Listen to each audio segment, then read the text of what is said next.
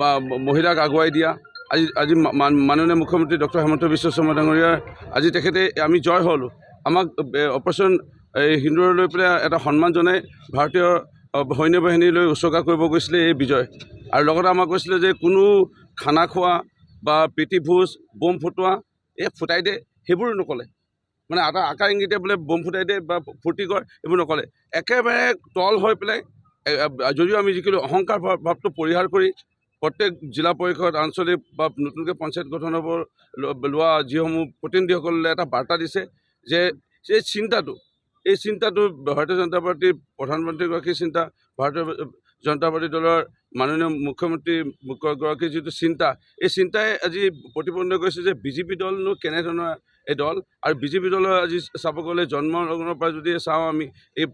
পৰিঘটনা মাজত দুজন সাংসদৰ পৰা আৰম্ভ হৈছিল আজি বিভিন্ন ধৰণৰ ঘাট প্ৰতিঘাতৰ মাজৰ পৰা আজি গ্ৰ' কৰি গৈ আছে অনা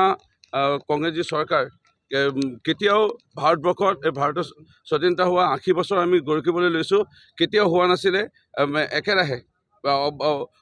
কংগ্ৰেছ যদি এবাৰ হৈছিল এবাৰ অন্য দল এবাৰ আকৌ কংগ্ৰেছ আকৌ অন্য দল কিন্তু একেৰাহে মোদী ডাঙৰীয়াৰ নেতৃত্বত আজি 2014 চনৰ পৰা তৃতীয়বাৰৰ বাবে কেন্দ্ৰত চৰকাৰ এইটোৱে প্ৰতিপন্ন কৰিছে আৰু ৰাজ্যত বা উত্তৰ পূৰ্বাঞ্চলত কেতিয়াও হোৱা নাছিলে এবাৰ যদি কংগ্ৰেছ এবাৰ অন্য দল এবাৰ কংগ্ৰেছ অন্য দল কিন্তু আজি কংগ্ৰেছক উফৰাই গোটেই সমগ্ৰ ভাৰতবৰ্ষত বা কংগ্ৰেছক উফৰাই উত্তৰ পূৰ্বাঞ্চলত বা অসমত একেৰাহে দ্বিতীয়বাৰৰ বাবে ৰাজ্যটো যিটো চৰকাৰ তৃতীয়বাৰৰ বাবে চৰকাৰৰ আমাৰ যিটো গঠনৰ প্ৰস্তুতি আজি সভাৰ পৰা আৰম্ভণি হ'ব নতুনকৈ নৱৰ ৰূপত মই খুবেই আনন্দিত আৰু মই গৌৰৱেৰে কওঁ যে মই ভাৰতীয় জনতা পাৰ্টীৰ এজন বিধায়ক নহয় এজন কাৰ্যকৰ্তা হিচাপে মই বহুত আনন্দিত আজি মোৰ সমষ্টিবাসী ৰাইজে যথেষ্ট উপকৃত হ'ল আজি এই কেইটা বৰ্ষত মই বিজেপি দলৰ বিধায়ক হৈ সেইকাৰণে মই আনন্দিত আৰু মই আজি যোৰহাটৰ এই আমাৰ মাতিলে বা এই আমাৰ ভূমিলে আমাৰ মাননীয় মুখ্যমন্ত্ৰী মাননীয় ৰাজ্যিক সভাপতি ৰাজুজি দ্বিবেদীজী আৰু সন্মানীয় মন্ত্ৰী বিধায়ক তথা আমাৰ বিষয়ববীয়াসকলক সাংসদসকলক স্বাগতম জনাইছোঁ আৰু মই খুবেই আনন্দিত গৌৰৱ গগৈৰ বিষয়ে মোক ইমান ক'বলৈ মানা কৰা হৈছে কাৰণ গৌৰৱ গগৈৰ বিষয়ে কৈও লাভ নাই গৌৰৱ গগৈৰ একো উত্তৰো নাই আৰু চালে বেলাই কোবাই পেলাই উত্তৰ দি আছে সেইকাৰণে গৌৰৱ গগৈ কি ক'মনো এতিয়া যদি সতীৰ্থসকলৰ এজন এজনকৈ এৰি গৈ আছে সতীৰ্থসকলে তেওঁক এৰি গৈ আছে তেওঁ কিবা এটা মানে তেওঁ যিটো ভাবিছিলে সৰ্বভাৰতীয় নেতা এতিয়া সৰ্বভাৰতীয় নেতাৰ পৰা তালিকাৰ পৰা কৰ্তন হ'ল তেওঁৰ নাম এতিয়া যিটো আমাৰ বিভিন্ন ৰাষ্ট্ৰলৈ যোৱা কথা আছিলে সাংসদসকলৰ তালিকাত তেওঁৰ নামটো বাদ পৰিল ইয়াতো তেওঁৰ যিটো ফ্ৰণ্ট পেজত নাম আহিব লাগিছিল তেওঁৰ নেতৃত্বত চমকপ্ৰদ প্ৰদৰ্শন সেই তাৰ পৰাও তেওঁ বঞ্চিত হ'ল অৰ্থাৎ এটা আৱেগ সৃষ্টি কৰিহে তেওঁ জিকিছিল সেইটোৱে প্ৰতিপন্ন হ'ল মই কৈছিলোঁ বহুতে মোক হাঁহিছিল গালি পাৰিছিল আৰু মই লোকসভা নিৰ্বাচনৰ আগমুহূৰ্ততে কৈছিলোঁ যে এইজনক জিকাই লাভ নাই তেওঁ সময় দিব নোৱাৰিব কাৰণ তেওঁক যিসকল কংগ্ৰেছত আছিলে আমি কংগ্ৰেছত একেলগত আছিলোঁ তেওঁ চিনি পায় তেওঁ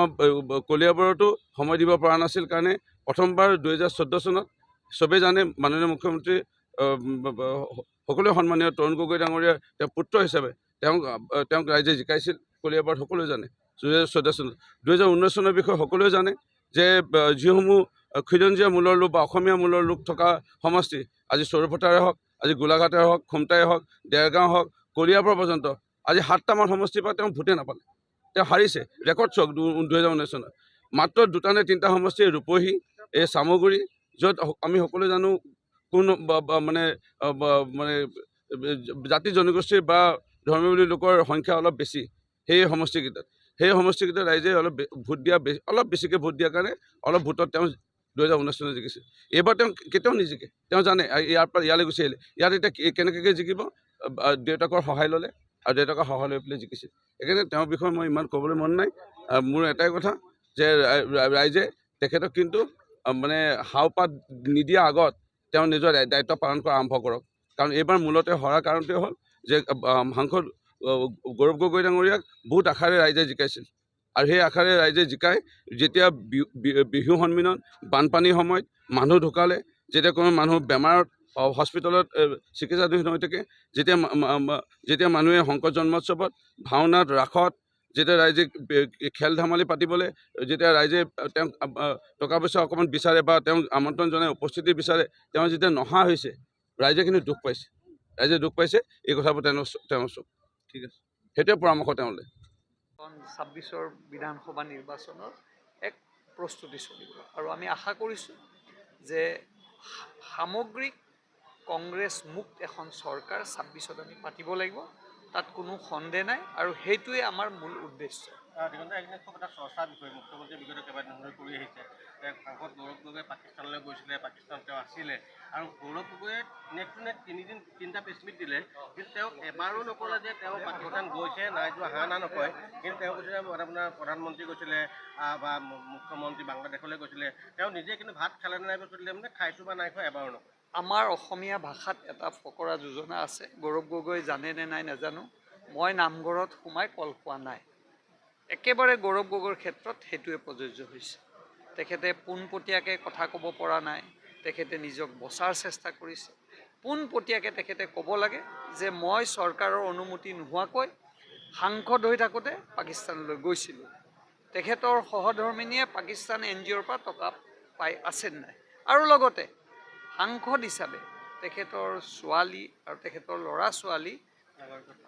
ব্ৰিটিছ নাগৰিকত্ব হয়নে নহয়, এইকেইটা প্ৰশ্নৰ উত্তৰ ৰাইজক দিয়ক আৰু অসমৰ ৰাইজে এই উত্তৰ পাবলৈ অতি আগ্ৰহেৰে বাট চাই আছে। 3টা press meet next to next দিয়াটো কি বুজায়, মানে পবিত্ৰ বাখেৰে কৈছে এখন এখনকৈ চিত্ৰপট লাহেকৈ উদঙিবলৈ আৰম্ভ হৈছে। নাই, তেখেতৰ সেইটোৱে কৈছোঁ যে তেখেতে নিজক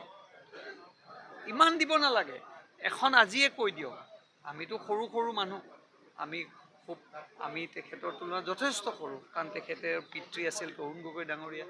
তেখেত নিজে 3বাৰ সাংসদ। আকৌ আহ্বান জনাইছোঁ যে আওপকীয়া কথা কৈ লাভ নাই, পোনপটীয়াকৈ প্ৰত্যুত্তৰ দিলে অসমৰ ৰাইজে অতি আগ্ৰহেৰে ৰৈ আছে। শেষ প্ৰসংগ হৈছে মোৰ যে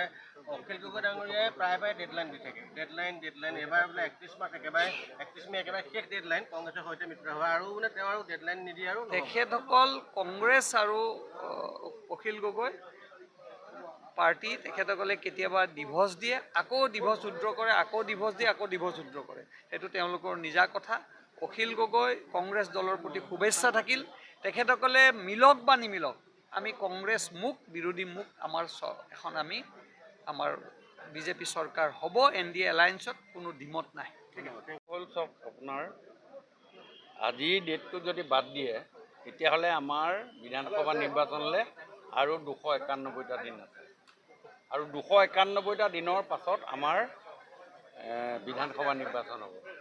আৰু ঠিক 365টা দিনৰ আগতে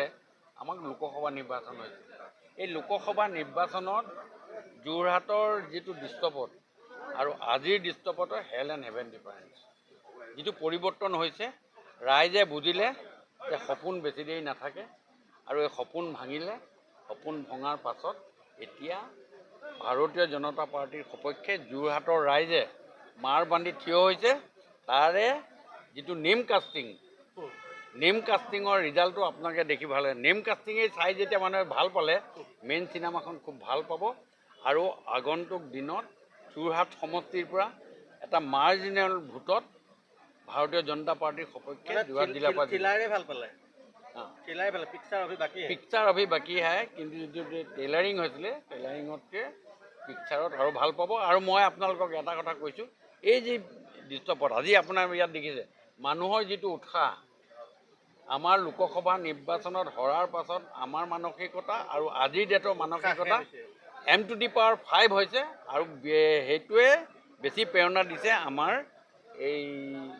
পঞ্চায়ত নিৰ্বাচন। আৰু অসমৰ মাননীয় মুখ্যমন্ত্ৰী ডক্টৰ হিমন্ত বিশ্ব শৰ্মা ডাঙৰীয়াই আজি কিছু সময় পাছতে আহি পাবহি, আৰু তেখেতৰ যি বক্তব্য ইয়াত ৰাখিব, তেখেতৰ যিটো ভাষণ, সেই ভাষণৰ পাছত আমাৰ বাকী যিখিনি সৰু সৰু নিৰ্বাচন আছে, সেই নিৰ্বাচনৰ ৰিজাল্ট সহ অহা বিধানসভা নিৰ্বাচনত অসমৰ পৰা অতি কমেও আমিতো 105টালৈ গৈছোঁ, কিন্তু নহ'লেও আমাৰ 100টা চিটত আমি জয়লাভ কৰি পুনৰ আমি চৰকাৰ গঠন কৰাৰ ব্যৱস্থা আমি কৰিম। আমি বিৰোধীক কৈছোঁ যে আপোনালোকে খুব কষ্ট কৰক, তেতিয়াহ'লে 31লৈকে এজন ভাল অপজিশ্যনৰ এটা আপোনালোকে দল গঠন কৰিব পাৰিব। এইকেইদিনত খুব এইটো চব তেখেতে এটা লাইনত কথাটো কৈ দিব পাৰে, কোৱা নাই, যিহেতু তেখেতে সেই লাইনটো কোৱাৰ পাছত তেওঁ ভৰি পিছল খাব পাৰে। সেইকাৰণেই কোৱা নাই বুলি মই ভাবিছোঁ। আৰু এটা কথা মই আজি দায়িত্ব দিছোঁ, আপোনালোকৰ প্ৰহৰী হয়, আপোনালোকে দেশখনৰ কথা আপোনালোকে চিন্তা কৰে। প্ৰত্যেকজন সাংবাদিকক মই কৈছোঁ যে গৌৰৱ গগৈক আপোনালোকে যেতিয়াই লগ পায় তেতিয়াই আপোনালোকে এটা প্ৰশ্ন কৰক যে আপুনি পাকিস্তানলৈ গৈছিলে নে নাই। Thank you. নিশ্চিতভাৱে অসমৰ ৰাইজকতো ধন্যবাদ দিবই লাগিব। বিশেষভাৱে আমি অন্তৰৰ পৰাই তেখেতসকলক প্ৰণাম জনাইছোঁ, কাৰণ গত পঞ্চায়ত নিৰ্বাচনত ৰাইজে যেনেধৰণে আন্তৰিকতাৰে ভাৰতীয় জনতা পাৰ্টী আৰু মিত্ৰজোঁটক আঁকোৱালি ল'লে, তাৰ বাবে আজি আমাৰ বিজয় এটা অভিলেখ স্থাপন কৰিব পৰা এটা তেখেতসকলে পৰিৱেশ প্ৰদান কৰিলে। গতিকে আগন্তুক দিনত যিখিনি নিৰ্বাচন আহি আছে, নিশ্চিতভাৱে উন্নয়নৰ স্বাৰ্থত ভাৰতীয় জনতা পাৰ্টীৰ মিত্ৰজোঁটকে অসমৰ ৰাইজে আশীৰ্বাদ দিব আৰু আঁকোৱালি ল'ব, এইটো কথা নিশ্চিত। আৰু আজি যিখন সভা, এই সভাত বিতংভাৱে আগন্তুক দিনৰ ৰণকৌশল পৰিকল্পনা সকলোবিলাক বিতংভাৱে আলোচনা কৰা হ'ব। যিকোনো খবৰৰ বাবে যোগাযোগ কৰক 7099017330 লগতে 7099017110 নম্বৰত।